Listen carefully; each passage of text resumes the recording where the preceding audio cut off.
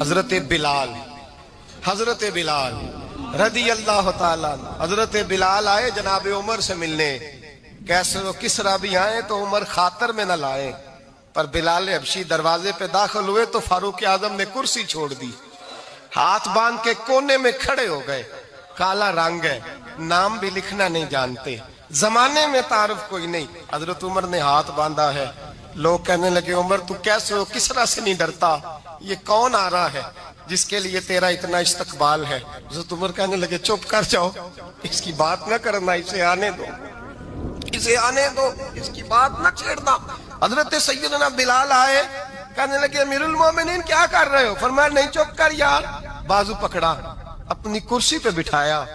حضرت بلال کہنے لگے حضور میں غلام ہوں, مجھے تو طریقے بھی نہیں آتے ان کرسیوں پہ بیٹھنے کے, میں تو غریب ماں کا بیٹا, غلام باپ کی اولاد, سلیقن, یہ آپ کیا کر رہے ہیں؟ تو حضرت عمر کہنے لگے بلال تھا تو غلام ہی, پر جب سے مصطفیٰ کا غلام بنا ہے تو ہمارا امام بن گیا ہے, اب تو امام ہے رسول اللہ کی امت کا. فرمایا وہ مجھے دن یاد ہے جب مکہ فتح ہوا تھا, بت ٹوٹ گئے تھے, بڑے بڑے سردار تھے, اور میرے نبی نے فرمایا بلال سے کہو کعبے کی چھت پہ چڑھ کے اذان دے. تو لوگوں نے کہا حضور یہ سارے جل گئے ہیں, کسی اور کی ڈیوٹی لگا دے. حضور نے فرمایا چپ کرو, بدر میں مار کھا کے اذان پڑے تو بلال, احد میں پتھر برسے اذان پڑے تو بلال, تپتے صحراؤں میں پڑے تو بلال, ہر جگہ مار کھائے تو بلال. اور آج اگر اللہ نے عزت دی ہے تو میں لوگوں کو دیکھ کے بلال کو عزت نہ دوں؟ میں بتانا چاہتا ہوں کہ رسول اللہ کی غلامی میں عزت ہے. فرمایا کوئی اوپر نہیں چڑھے گا, ابو بکر بھی نیچے, عمر بھی نیچے, عثمان و علی, طلحہ اور زبیر بھی نیچے. آج یہ حبشی غلام کعبے کی چھت پہ چڑھے گا اور میں دنیا کو بتاؤں گا کہ اصل عزت اسی کے پاس ہوتی ہے جو رسول اللہ کا غلام ہوا کرتا ہے. بھائی یاد رکھیں عزت حضور کی غلامی میں ہے نہ. یہ دیکھو میری برادری کیا کہتی ہے. حضرت سلمان فارسی گورنر تھے, کھانا کھا رہے تھے, دسترخوان بچھا تھا. رسول پاک صلی اللہ علیہ وسلم کا فرمان ہے روٹی کا لقمہ دسترخوان پہ گرے اٹھا کے کھا لو, اللہ تمہاری بخشش فرما دے گا. دسترخوان صاف ہوتا ہے. روٹی, بڑے گورنر تھے آپ, بڑے بڑے سفیر بیٹھے تھے, وزیر بیٹھے تھے, روٹی کا لقمہ گر گیا. آج تو لوگ فیشن میں عزت ڈھونڈتے ہیں نا, وقار ڈھونڈتے ہیں کہ میں جدید دنیا کے ساتھ مل جاؤں, میں معاذ اللہ لڑکی لڑکے کٹھے بٹھا کے منگنی کروں تو میں ماڈرن شمار ہو جاؤں گا, میں بڑے بڑے ڈھول بجاؤں تو ماڈرن بنوں گا, میں اگر مہندی پہ سارے تماشے کر ڈالوں تو میں ماڈرن ہوں. دیکھو عزت کس بات میں. حضرت سلمان فارسی روٹی کھا رہے تھے, سفیر وزیر نہ جانے بڑے بڑے لوگ بیٹھے تھے, کھانا کھاتے کھاتے لقمہ گرا دسترخوان پہ. حضرت سلمان فارسی نے سمیٹا, منہ میں رکھا, پھر انگلی مار کے دسترخوان صاف کیا. ایک صحابی کان میں کہنے لگے سلمان کیا کر رہے ہو, کیا کر, آپ گورنر ہے, سوچئے تو صحیح, یہ لوگ کیا کہیں گے دنیا دار کے مسلمانوں کو روٹی نہیں ملتی, اٹھا اٹھا کے کھا رہے. کان میں بات کی, کان میں. حضرت سلمان فارسی کان میں جواب دے سکتے تھے, کہہ سکتے تھے نہیں ایسے ہی کرنا ہے, انہوں نے کان میں بات کی. لیکن جناب سلمان فارسی اعلیٰ اعلان بولے, کہنے لگے ان 4 5 6 دنیا داروں کے لیے میں اپنے نبی کا طریقہ چھوڑ دوں, اپنے رسول کی سنت چھوڑ دوں؟ یہ 4 5 دنیا دار دنیا کی طرف دیکھ کے میں مصطفیٰ سے منہ موڑ لوں؟ پھر جوش جذبات میں سر سے پگڑی اتار دی, رونے لگے. آپ فرمانے لگے میں مدینے کے بازاروں میں کھجوریں اتارتا تھا, نوکریاں کرتا تھا, یہ جو میرے سر پر عزت کے بال ہیں یہ محمد عربی کے اگائے ہوئے ہیں, رسول اللہ کے اگائے ہوئے ہیں. امیر المومنین حضرت جناب سیدنا عمر فاروق رضی اللہ تعالیٰ عنہ رات گھر میں تھے تو رونے لگے, بڑی دیر تک روتے رہے. والدہ اٹھی تو صاحبزادے سے کہنے لگی پتہ کرو تمہارے باپ کو کیا مسئلہ ہے. شہزادے آئے, کہنے لگے امیر المومنین والد گرامی کیا ہوا؟ تو حضرت عمر فاروق کہنے لگے بیٹا اپنی اماں کو بلاؤ. والدہ آ گئی, کیا بات ہے, کچھ طبیعت خراب ہے تو حکیم کا بندوبست کیا جائے. تو حضرت عمر کہنے لگے کچھ بھی نہیں, آج مسجد سے نکلا ہوں تو نبی پاک کے صحابہ میری تعریفیں کر رہے تھے. یہ حضرت فاروق اعظم کے وصال کے قریب کے دن ہے. تعریف ایک تو حضرت یہ رونے کی بات ہے کہ خوش ہونے کی؟ آپ فرمانے لگے نہیں, سوچتا ہوں باہر تو میں اچھا رہا ہوں، پتہ نہیں گھر میں ہی کوئی زیادتی نہ ہو گئی ہو، پتہ نہیں تمہارے ساتھ بھی میرے معاملات ٹھیک تھے کہ نہیں، صحابہ تو تعریف کرتے ہیں، رو رہا ہوں تمہاری وجہ سے نہ الجھ جاؤں، بیوی ہی نہ کہے میرا حق ہی ادا نہیں کیا۔ یہ لفظ کہتے کہتے پہاڑ ہے یہ شخص، کیسر و کسرا کانپتے ہیں۔ حضرت عمر رو پڑے، بی بی سے کہنے لگے مجھے اللہ کی رضا کے لیے معاف نہیں کر دیتی؟ میرے اوپر بوجھ تھا امت کا، میں ساری رات مدینے کی گلیوں میں پھرتا تھا، دن سارا مسجد میں گزرتا تھا، میں تجھے وقت نہیں دے پایا، معاف نہیں کر دیتی؟ تو زوجہ کہنے لگی نہیں عمر، میں نے بھی زندگی میں اپنا کوئی سکھ چین نہیں دیکھا، کوئی چاؤ پورا نہیں کیا، میں کیسے معاف کر دوں؟ میں نہیں معاف کرتی۔ حضرت عمر زمین پہ بیٹھ گئے، رونے لگے، کہنے لگے چل معاف کر دے۔ کہنے لگی ایک وعدہ کرو، قیامت کے دن رب کریم کی بارگاہ میں میری سفارش کرو گے؟ اللہ کی بارگاہ میں عرض کرو گے کہ اللہ اچھی تھی، مجھے کپڑے دھو کے دیتی تھی، روٹی پکا کے دیتی تھی، میری عزت کی محافظ تھی؟ جناب عمر کہنے لگے تیرے ساتھ وعدہ ہے، رب اپنے فضل سے عمر کو جنت دے گا تو عمر تجھے جنت میں ساتھ لے کر کے جائے گا۔ بخاری شریف میں حدیث ہے، قاضی ایاز مالکی رحمۃ اللہ علیہ نے بڑی تفصیل سے لکھی ہے، راوی حضرت انس بن مالک ہیں۔ ایک بندہ بڑی دور سے آیا نبی پاک صلی اللہ علیہ وسلم کی زیارت کے لیے، بڑی دور سے۔ عرب کے جو سردار ہوتے تھے ان کے بڑے ناز نخرے ہوتے تھے، وہ خیر آج بھی ہیں، پروٹوکول کا ماحول آج بھی، یعنی وزیر صاحب کے آگے دو چار گاڑیاں نہ ہوں تو ان کو مزہ ہی نہیں آتا، پولیس والے آگے پیچھے بھاگیں تو حالانکہ ان کو نہیں پتا کہ جو پولیس والے آگے پیچھے بھاگ رہے ہیں نا، یہ حکومت بدلی تو گرفتار کرنے بھی انہوں نے آنا ہے، لیکن وہ بڑا مزہ آتا ہے جب لوگ گاڑی کے پیچھے بھاگتے ہیں۔ کیا بات ہے جناب، بڑی بات۔ اور ہماری طبیعتوں میں پتہ نہیں کون سی، تو نبی پاک صلی اللہ علیہ وسلم کی خدمت میں وہ شخص بڑی دور سے آیا، تو عرب کے بادشاہوں کا مزاج تھا، پروٹوکول بڑا چاہتے تھے، ان کا تو یہ طریقہ تھا کہ حکمرانی کرنی ہے جیسے بھی ہو۔ اگر کسی غلام نے دھوپ میں بندھا رہ گیا، اونٹ اور چھاؤں میں نہیں باندھا تو درے مارتے تھے، اور اگر اس نے کھول کے باندھ دیا تو پھر بھی مارتے تھے، کہتے تھے اتنا سیانا ہو گیا تو انہیں پوچھا ہی نہیں، خود بخود ہی باندھ دیا۔ وہ شخص حضور کی بارگاہ میں آیا اور بہت سارے لوگوں کے پاس کیونکہ وہ جاتا تھا اپنے سربراہ کا پیغام لے کے، تو وہ کانپ رہا ہے جب حضور کی بارگاہ میں گیا، ڈر رہا ہے۔ اب ذرا بات کو سمجھنا، نبی پاک صلی اللہ علیہ وسلم نے اس سے فرمایا کیوں ڈرتے ہو؟ سادہ آدمی ہے، دیہاتی ہے، بدو ہے۔ اللہ کے رسول نے تھپ کی دی، کیوں ڈرتے ہو؟ تو کہتے ہیں حضور مجھے آداب نہیں آتے اور مجھے ڈر آتا ہے، کوئی بات اگر ایسی ہو گئی، آپ مدینے کی حکومت کے سربراہ ہیں، تو کہیں آپ ناراض نہ ہو جائیں۔ حضرت انس بن مالک فرماتے ہیں بات کہاں کی تھی، پہنچ کہاں گئی؟ جب اس نے یہ کہا نا کہ آپ تو حکومت کے سربراہ ہیں، کہیں کوئی غلطی نہ مجھ سے ہو جائے، تو نبی پاک کی آنکھوں میں آنسو آ گئے، حضور رونے لگے، اور نبی پاک صلی اللہ علیہ وسلم فرمانے لگے نہ بھائی، تو کسی حکومت کے سربراہ کے پاس نہیں آیا، نہ تو اس بیٹے کے پاس آیا ہے جس کی ماں گوشت کے خشک ٹکڑے کھا کے بھی گزارا کر لیتی۔ میں تو ایک غریب ماں کا بیٹا ہوں۔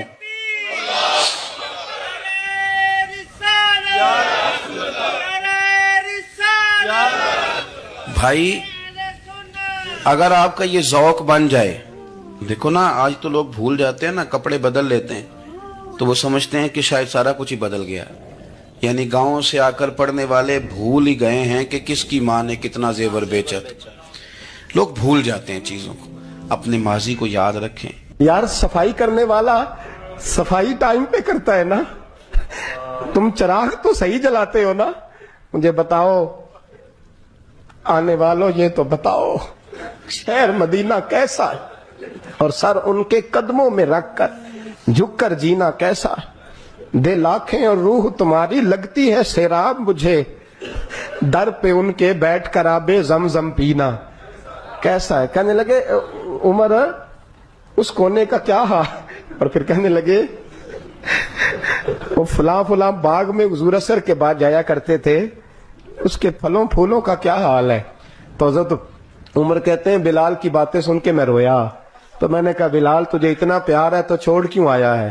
تو کہنے لگے عمر میرا وجود شام میں رہتا ہے پر دل میرا مدینے میں ہی رہتا ہے، روح میری مدینے میں ہی رہتی ہے، بس سجنا باج محمد بخشا کی مرنا تے کی جینا، کہاں وہاں ہی رہتا ہوں۔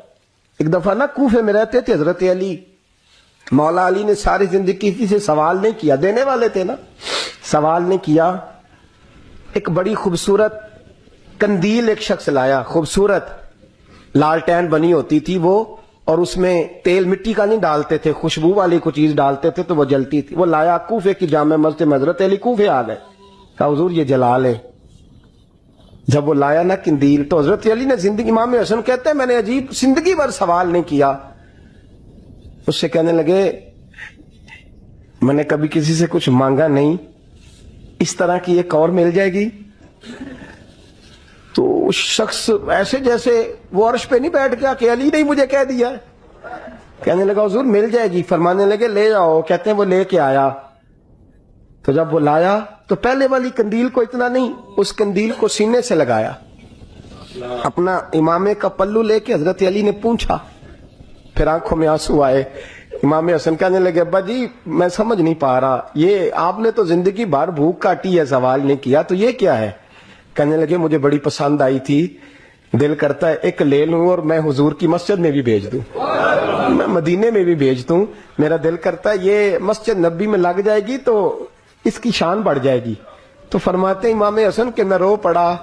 میں نے کہا حضور مجھے سمجھ آ گئی ہے, رہتے آپ کوفے میں ہے پر دل آپ کا مدینے میں ہی بستا ہے, وجود یہاں ہے پر روح آپ کی. رب جانے سونے محبوبہ تیرے شہر دیاں کی لذتاں نے, ایک رون جنہاں نے ویکھیا نہیں تے ایک رون دوبارہ جامل نہیں. میرے اعلیٰ حضرت فاضل بریلوی رحمت اللہ علیہ فرماتے ہیں حرم کی مدینے کے خطے خدا تجھ کو رکھے, مدینے کے خطے خدا تجھ کو رکھے, غریبوں فقیروں کے ٹھہرانے والے. یہاں غریب فقیر درویش مدینہ حسن ہے. توجہ ہے آپ حضرات کی؟ میں 2010 میں گیا تھا. اماں جی جب میں جانے لگا تب بھی میں روتا ہی گیا. واپس آیا تو میں اپنی والدہ سے میں نے کہا کہ اماں یہ کہیں خامی ایمان ہی نہ ہو. میں مدینے سے پلٹ آیا, میں بڑا تڑپا. میں نے کہا اماں جی وہ جانے کی جگہ تو ہے پر دوبارہ آنے کی جگہ نہیں, وہاں سے دوبارہ آنا نہیں چاہیے. وہاں سے سب سے مشکل مرحلہ مدینے سے لوٹنا ہے, آنا نہیں چاہیے. تو میری اماں مجھے کہنے لگی اللہ تجھے بار بار بلائے گا, دعا کرنی چاہیے, رونا نہیں چاہیے. بزرگوں کا درویشوں والا جو انداز تھا.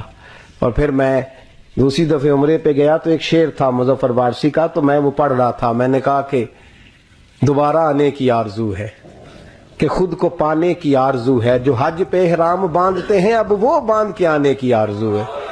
تو میں نے تو ایک حج مانگا تھا, اللہ نے 2 عطا فرما دی. یہ مصطفیٰ کے مدینے کی شان ہے, یہ رسول اللہ کے شہر کی شان ہے. تو میرے دوستو اللہ بڑا بے نیاز ہے. وہ میرے جیسے لوگ, میرے جیسے, سچی بات ہے, میرے جیسے لوگ اس کا, میں کبھی بھی مدینہ منورہ میں حاضر ہو کے لوگ اور باتیں سوچتے رہتے ہیں اور میں مسجد میں بیٹھا ہوتا ہوں. تو میں جب پہلی دفعہ گیا تھا تو ایک بی بی بیٹھی تھی شادی سے عورت رات کو, تو اپنا زبان یار من ترکی اور من ترکی بگویم پنجابی میں وہ بات کر رہی تھی. تو وہ جملے اس کے مجھے یاد رہتے ہیں جب میں مدینے جاتا ہوں. شادی بی بی جنت البقیع کے باہر بیٹھی تو بوڑھی اماں سادے سے کپڑے, تو شعر پڑھ رہی تھی. وہ کیا شعر تھا اس کا, کوئی وہ اس پہ شاعرانہ ردیف کافی یہ پورے نہیں اترتے. لوگ کہیں گے یہ مصرع شاید لحاظ سے ٹھیک نہیں ہے, صنعت کے لحاظ سے, لیکن اس کا انداز تھا نا تو تھا بڑا با کمال. وہ وہاں بیٹھی پتہ کیا کہہ رہی ہے, ویکھو نہیں ویکھو کہ ڈے کرم کمائے سوں.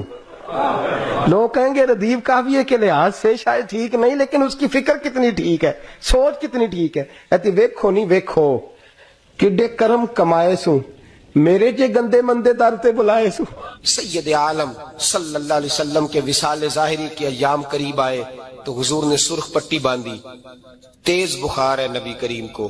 2 صحابہ سہارا دے کے مسجد میں لائے. نبی پاک علیہ السلام کو بظاہر سہارا دے کے لایا گیا. کریم رسول نے لوگوں کو جمع کیا, حضور آج کیا ہونے والا ہے, آج کیا کہا جائے گا, آج کس لیے میٹنگ بلائی ہے. نبی کریم کے کل صحابہ جب مسجد میں جمع ہوئے تو کھچا کھچ مسجد بھری ہے. وصال ظاہری سے چند یوم پہلے کی بات. نبی پاک نے فرمایا آج تمہیں کوئی جہاد کی ترغیب نہیں دینی, آج کوئی نیا پیغام نہیں دینا, آج تمہیں بتانا ہے کہ رب نے اپنے بندے کو اختیار دیا ہے, چاہے تو دنیا میں رہے چاہے تو اس کی بارگاہ میں حاضر ہو جائے. اس عبد نے بارگاہ ربوبیت کی طرف لوٹنے کا ارادہ کر لیا ہے.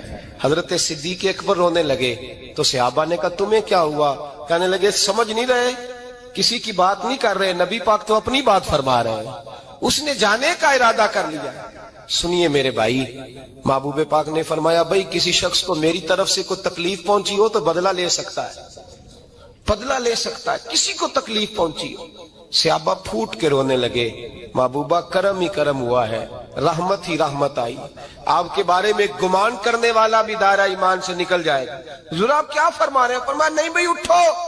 पीछे से जनाब अकाशा बिन मोहसन उठे, हाथ कांपते हैं, आगे बढ़े, कहने लगे या रसूल अल्लाह, एक जंग के मौके पर आपने दुर्रा मारा था, नंगी पीठ पर सफे सीधी कराते, बात दिल में रह गई है, मैंने बदला लेना है। नबी करीम ने फरमाया बिलाल दौड़ के जाओ, फातिमा के घर दुर्रा पड़ा है, दुर्रा लाओ। सैयदना बिलाल हबशी कहते मैं गया, दस्तक दी, सैयदा तैयबा ताहिरा हजरत फातिमा फरमाने लगी बिलाल कैसे आए हो? अम्मा जी वो दुर्रा चाहिए था। सैयदा को तशवीश हुई, कहने लगे बिलाल ना तो जंग पे जाना है, ना जिहाद है, ना कोई ऐसा मौका है, हुजूर की तो तबीयत मुबारक बज़ाहिर बड़ी अलील है, दुर्रा क्या करेंगे? हजरत बिलाल अर्ज करने लगे अम्मा जी एक सहाबी बदला लेने लगे हैं, साहिब तबकात ने जुमले लिखे हैं, कहते हैं बीबी साहबा ने दुर्रा भी दिया और इमाम हसन हुसैन को भी बाहर निकाला। फरमाने लगी अकाशा से कहना 100 दुर्रे मारे, इन दो शहजादों के जिस्म पर नबी पाक के करीब न जाए। मैंने 2 बच्चे पैदा ही अपने महबूब पर कुर्बान करने के लिए किए, इनको ले जाए। हजरत बिलाल कहते मैं 2 शहजादे लेके आया, और जब दरवाजे में मैं लेके पहुंचा तो नबी पाक ने देखा तो आंखों में आंसू आ गए। फरमाया इनको बिठा दो, मुझे पता है फातिमा ने क्या कह के भेजा है। हजरत सैयदना बिलाल फरमाते हैं दुर्रा मैंने जनाब अकाशा को दिया। हजरत अकाशा दुर्रा लेके आगे जो बढ़े तो हजरत अबू बकर सिद्दीक ने उनके पैरों पे हाथ रखा, फरमाया अकाशा मेरी तरफ आ यार, मुझे मार दुर्रे, नबी पाक के करीब ना जा। मुस्तफा करीम ने फरमाया अबू बकर तू हट जा, इसे आने दे।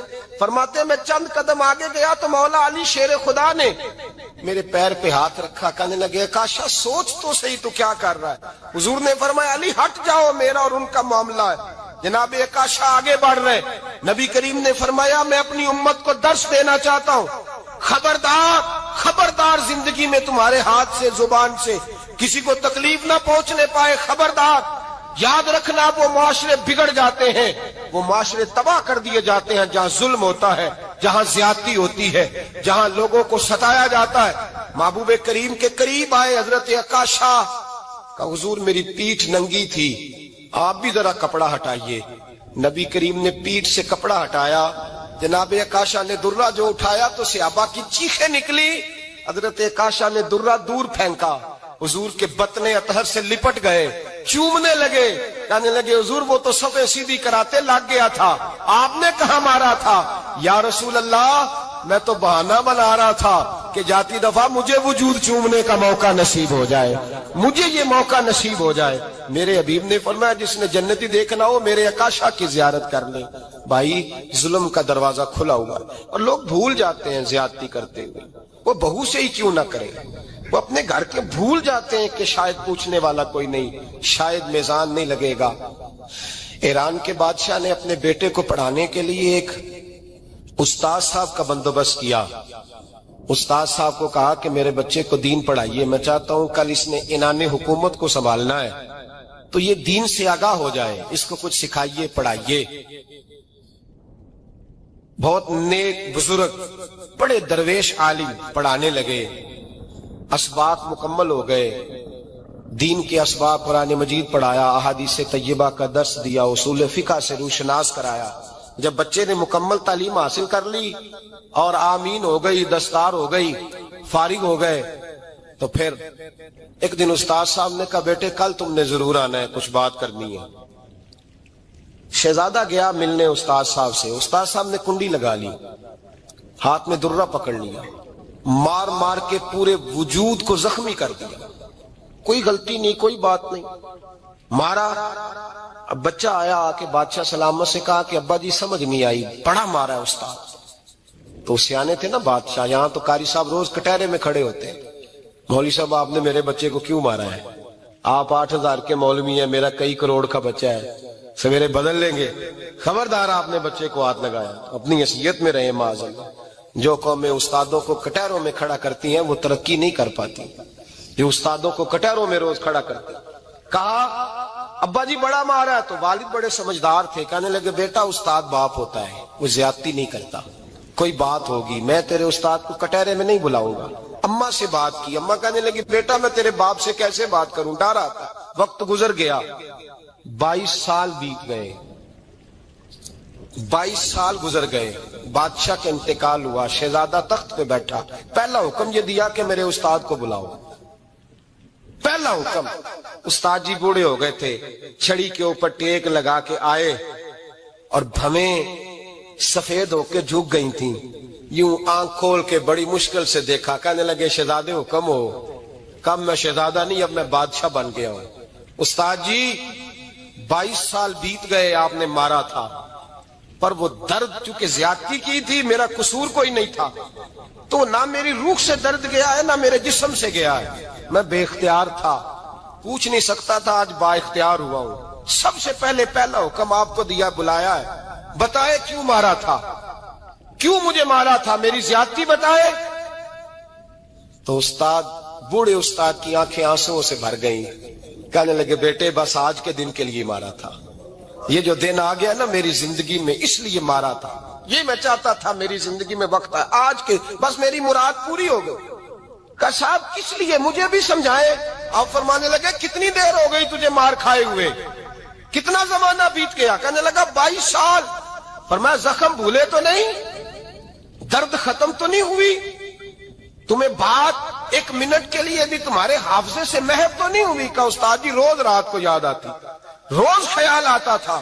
استاد کہنے لگے بھائی تو بے اختیار تھا، پوچھ نہیں سکا، 22 سال تجھے یاد رہا، مجھے پتا تھا تو ایک دن حکمران بنے گا، میں نے تجھے اس لیے مارا تھا کہ بیٹے یاد رکھنا، کسی پہ ظلم نہ کرنا، اگر تجھے 22 سال تک یاد رہا ہے تو جس پر تو ظلم کرے گا اسے بھی قیامت تک یاد رہے گا، اور یہ یاد رکھنا تو آج با اختیار ہوا تو تو نے مجھے بلا لیا ہے، قیامت کے دن غریب با اختیار ہو جائیں گے، مظلوم با اختیار ہو جائیں گے، وہ با اختیار ہوں گے، للہ الواحد القہار، رب کریم کی بارگاہ کے اندر ان کا اختیار ہوگا، اکیلے اللہ کی حکمرانی ہوگی، پھر وہ بلائیں گے۔